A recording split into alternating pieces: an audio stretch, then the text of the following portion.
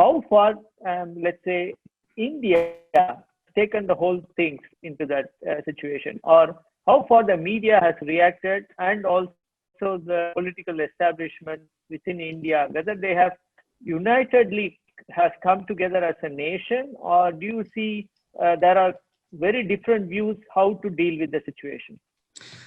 Colonial past in the struggle for independence, the country united under Mahatma Gandhi and other various national leaders to fight against the colonial power and secure independence for our country.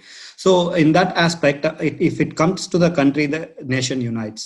For example, the whole nation united to support our soldiers to fight against the intruders. So it is if it comes to the nation, of course the country unites. But what I feel as a kind of a normal lay person, the country failed to inform the people about the real situation. For example, okay, you cannot disclose all the military secrets or military positions. You should that we don't want. But you should simply the country should inform the people where we stand, where the Chinese stand, when the Chinese intrude, when we reacted to that. So these kind of basic information should reach the people. People should know the real facts.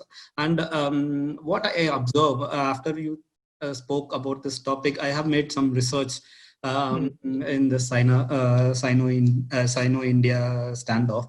So there is a kind of similar situation in 1962. So I draw a kind of a lot of similarities. I don't know whether it is a coincidence or is a historical happening.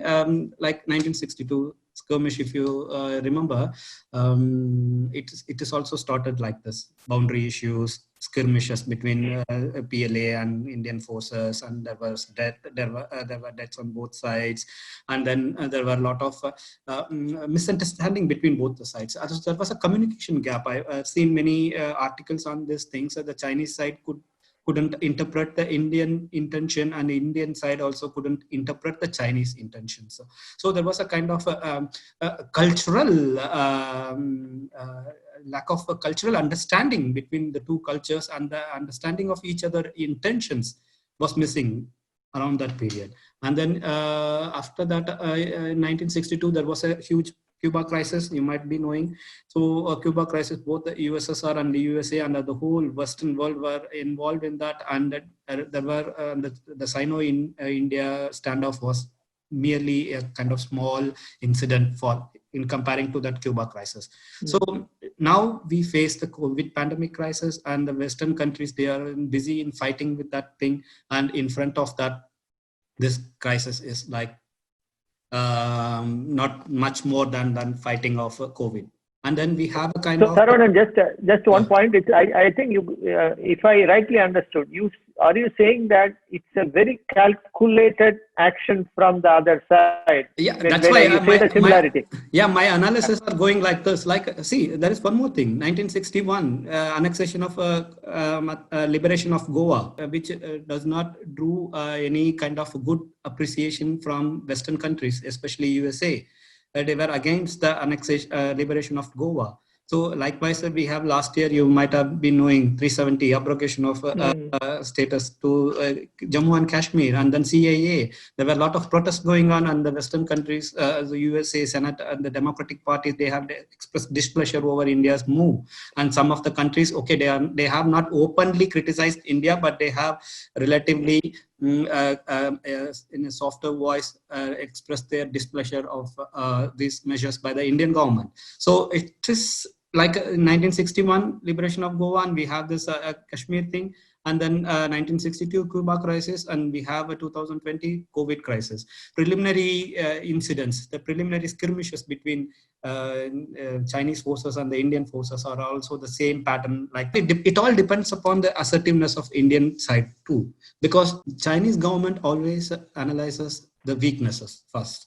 They think the abrogation of status to the Jammu and Kashmir has alienated India from the international community. That is their assumption.